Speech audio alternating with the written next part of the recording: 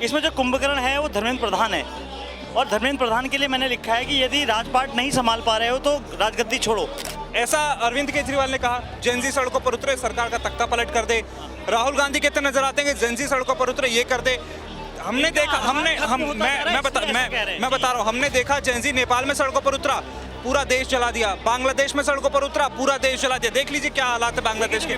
जयप्रकाश का बिगुल बजा तो जाग उठी तरुणाई है, तिलक लगाने तुम्हें जवानों क्रांति द्वार पर आई है। जंतर मंतर पर जो प्रदर्शन होते हैं ना, उनमें कहानियों की कमी नहीं होती, और कहानियों की कमी नहीं है। इसका उदाहरण ये भाई साहब हैं, सामने आपको पोस्टर पहने हुए नजर आ जाएंगे। ऊपर से नीचे तक तमाम तरीके के आरोप इस पोस्टर में लिखवाए हुए हैं।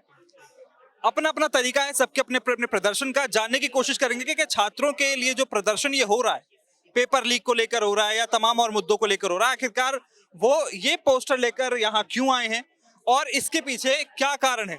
सबसे पहले अपना नाम बताइए। मेरा नाम सुशील भट्ट है और मैं उत्तराखंड से आया हूँ, और छात्रों के लिए जो पोस्टर मैं दिखाना चाहूंगा, ये देखिए, इसको देखिए। इसमें जो कुंभकर्ण है वो धर्मेंद्र प्रधान है, और धर्मेंद्र प्रधान के लिए मैंने लिखा है कि यदि राजपाट नहीं संभाल पा रहे हो तो राजगद्दी छोड़ो। मैंने ये नहीं कहा कि आप इस्तीफा दो, आप राजगद्दी छोड़ो।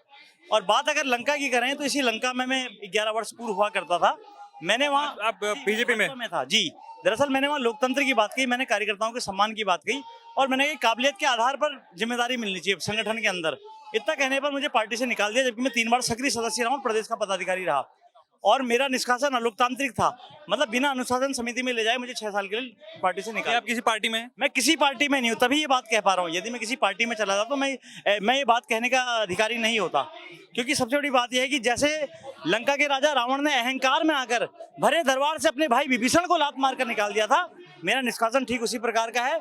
और फिर विभीषण राम की तलाश में गए, तो मैं 11 वर्षों से मैं वन भटक रहा हूँ, यानी बिना पार्टी के हूँ। एक पॉलिटिकल आदमी के लिए बड़ा मुश्किल होता है बिना पार्टी के रहना।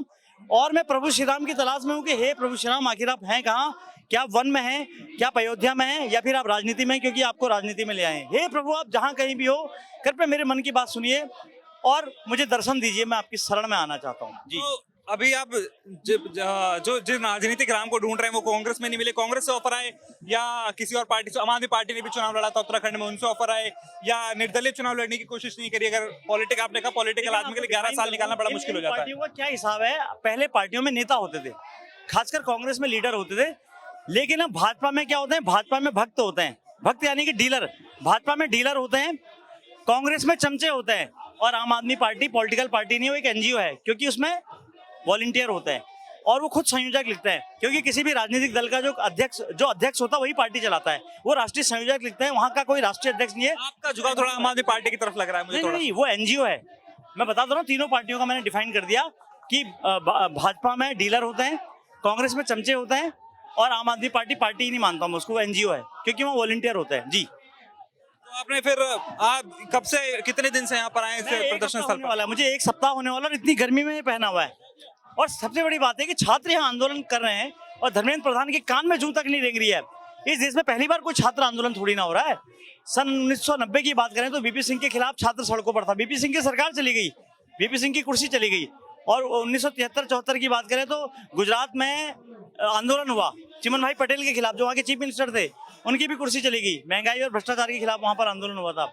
और बात करें बिहार की, तो बिहार में लोग जयप्रकाश नारायण के नेतृत्व में, जो जयप्रकाश नारायण थे उनके नेतृत्व में आंदोलन हुआ, छात्रों ने आंदोलन किया।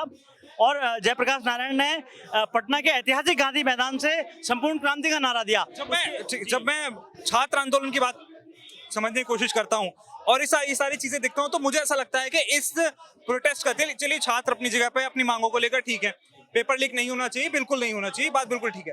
लेकिन जब मैं देखता हूँ ना कि छात्रों के इस आंदोलन को पॉलिटिकलाइज किया जा रहा है, ऐसा अरविंद केजरीवाल ने कहा। जेनजी सड़कों पर उतरे, सरकार का तख्ता पलट कर दे।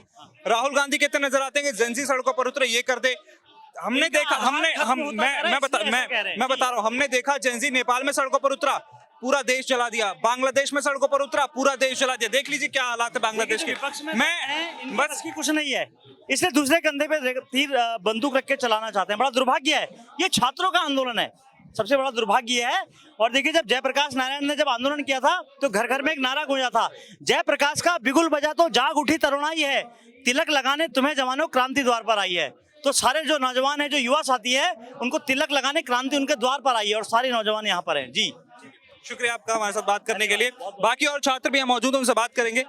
आप स्टूडेंट हैं? आप स्टूडेंट नहीं है?